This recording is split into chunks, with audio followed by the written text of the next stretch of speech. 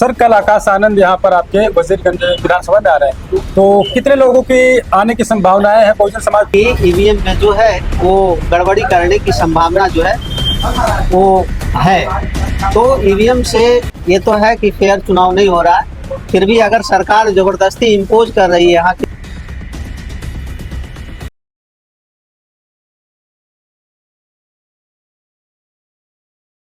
Bahujan Samaj party का जो चुनावी रैली होना है, इतना बड़ा ग्राउंड है कि उसको जो है वो लाखों की संख्या से उभरेगा, है ना। तो जो है कल लाखों में भीड़ लगेगी वहाँ उस ग्राउंड में, और निश्चित रूप से जो है वहाँ 1 इंच भी जगह नहीं मिलेगा। तो ऐसे में विधायक अगर जीते, क्या ऐसा आप लोगों को लगता है कि वो लोग फिर पार्टी छोड़कर दूसरी पार्टी का दामन थामेंगे? बिल्कुल, अगर इतना जो है विधायक जीत जाएगा कि उसको भागने का नहीं बनेगा। इस बार जो है निश्चित रूप से कोई विधायक भागेंगे नहीं।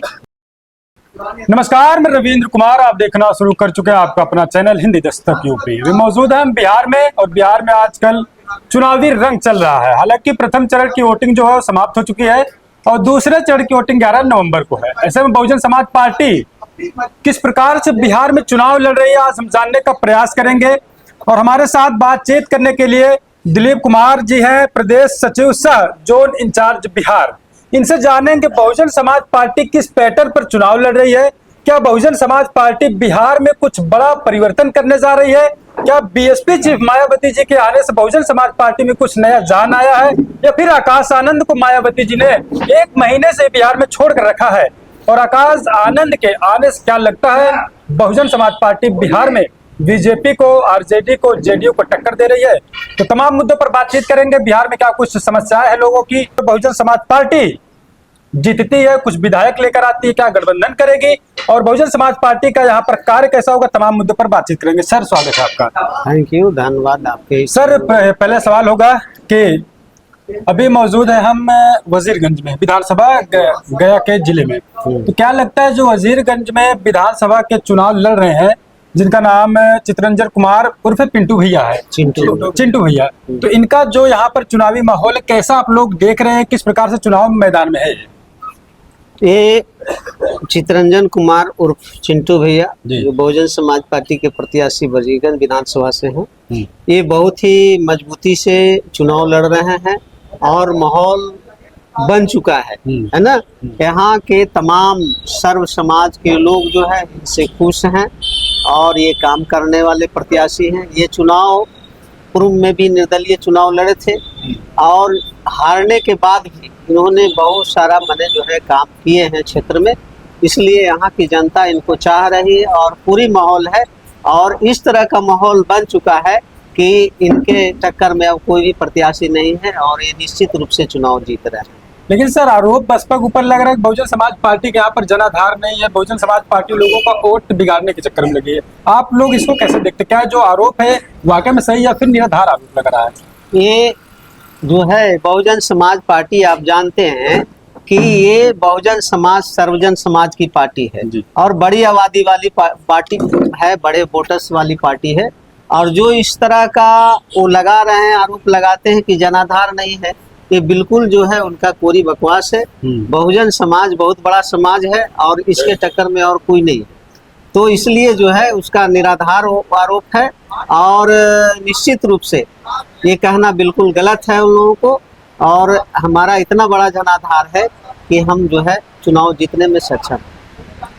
तो सर अगला सवाल होगा, जिस प्रकार से लगातार बहुजन समाज पार्टी, चाहे उत्तर प्रदेश की बात करें, हालांकि बाद में बात करेंगे, लेकिन बिहार में अगर सपोज मानिए कि सीट, अभी आंकड़ा जो लोग बता रहे हैं बहुजन समाज पार्टी के लोग कि 35 से 40 सीट बहुजन समाज पार्टी निकाल रही है, लेकिन अगर ऐसा नहीं होता है तो क्या आप लोग ईवीएम पर कितना विश्वास करते हैं? ईवीएम से जो चुनाव हो रहा है क्या ये सही है या फिर गलत है? क्योंकि आपकी जो मुखिया मायावती जी है, उन्होंने ईवीएम का विरोध काफी समय से, लंबे समय से कर रही है, लेकिन ईवीएम से ही चुनाव हो रहा है। अगर सपोज मानिए बीएसपी के प्रत्याशी नहीं निकलने बड़ी संख्या में, तो क्या ईवीएम का विरोध बहुजन समाज पार्टी करेगी या फिर जो चुनाव हो रहा है ईवीएम से सही हो रहा है?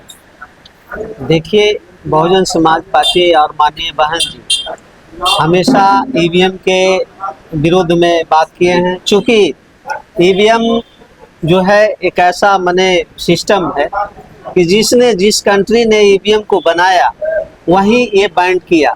इससे ये साबित होता है कि ईवीएम में जो है वो गड़बड़ी करने की संभावना जो है वो है। तो ईवीएम से ये तो है कि फेयर चुनाव नहीं हो रहा है, फिर भी अगर सरकार जबरदस्ती इम्पोज कर रही है यहाँ की जनता को, तो भाई वो हो रही है तो उसको तो मानना पड़ेगा। इसलिए ये नहीं कहा जाए, मैं ना निश्चित रूप से हम लोग यहाँ चुनाव जीतेंगे, कोई आरोप की बात नहीं। तो आप पूरे बिहार को देख रहे हैं, बिहार के प्रदेश लेवल के सचिव और इंचार्ज भी है बिहार प्रदेश के। तो बिहार में बहुजन समाज पार्टी किन मुद्दों को लेकर खासकर चुनावी मैदान में है? देखिए, मुद्दा तो इतना है कि उसको गिनती नहीं किया जा सकता। कुछ जो महत्वपूर्ण मुद्दे आप लोगों को दिखाई दे रहे हैं। महत्वपूर्ण मुद्दा है शिक्षा का, स्वास्थ्य का, रोजगार का। ये मुद्दा महत्वपूर्ण है। शिक्षा, सुरक्षा, सम्मान, रोटी, कपड़ा और मकान, ये जो 6 मुद्दे हैं बहुत महत्वपूर्ण है।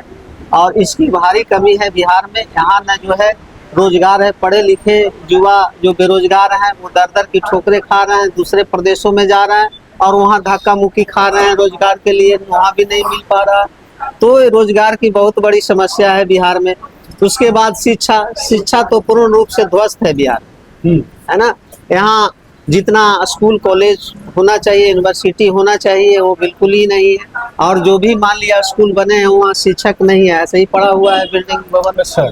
तो ये जो है कि यहाँ शिक्षा की भी बहुत समस्या है। शिक्षा यहाँ जो स्टैंडर्ड होना चाहिए वो बिल्कुल ही नहीं है।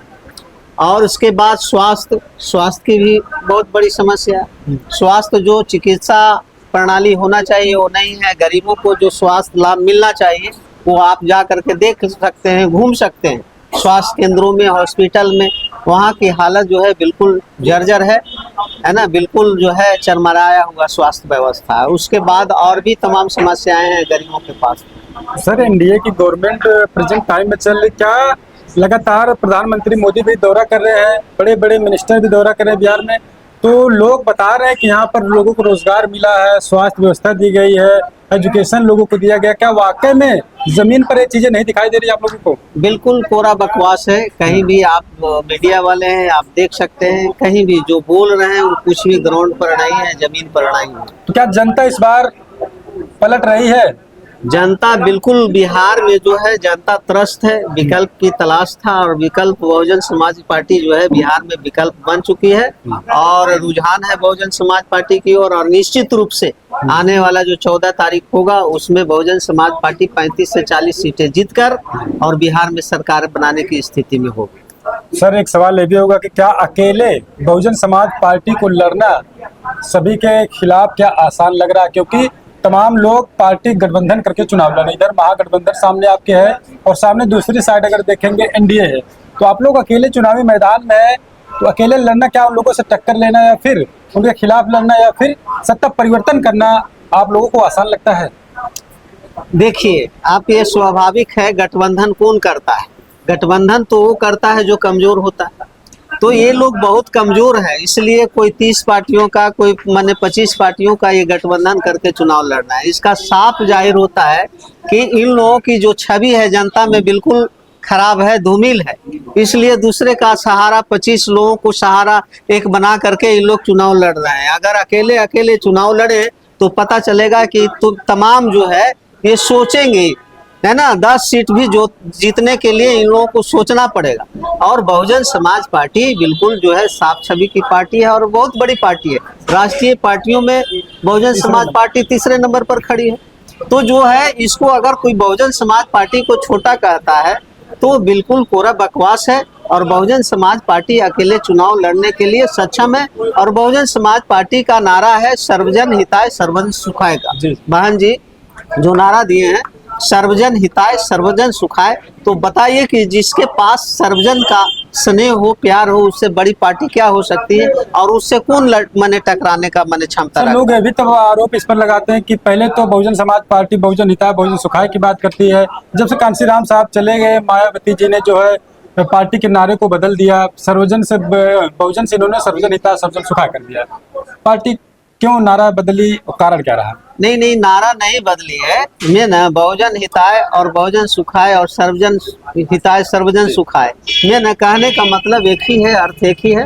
नारा बिल्कुल नहीं बदला है और कुछ भी तो नहीं लोग बदला है। पॉलिटिकली के रूप में इसको बदलते हैं। हाँ, उसको राजनीति लोग जो करते है हैं, एनालाइज गलत करते हाँ। हैं।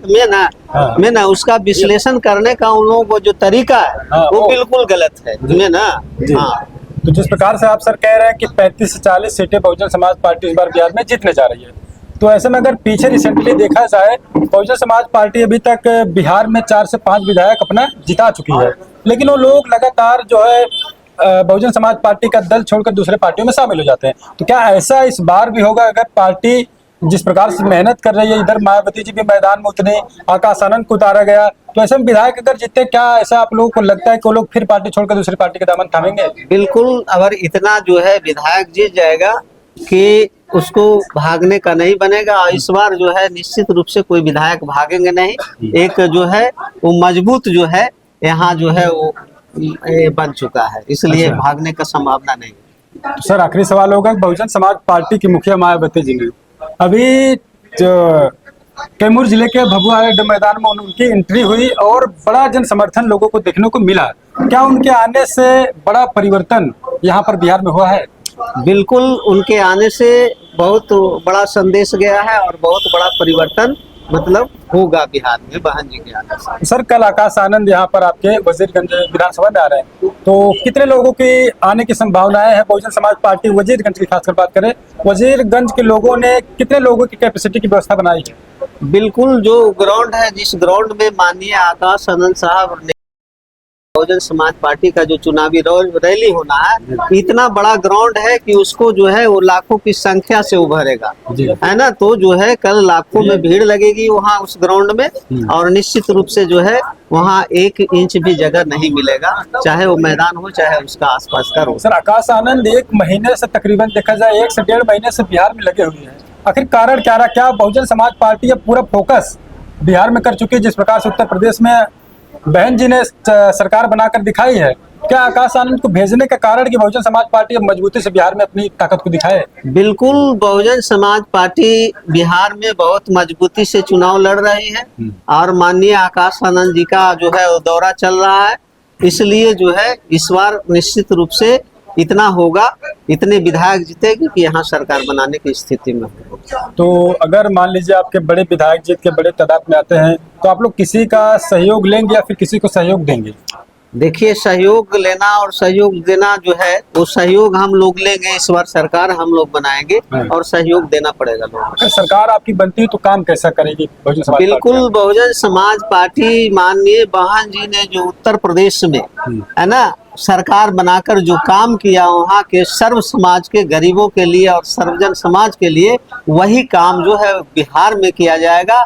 और तब बिहार की तमाम समाज, सर्वजन समाज के गरीब लोग वो जान जाएंगे कि सरकार कैसी होती है, कैसे चलता है।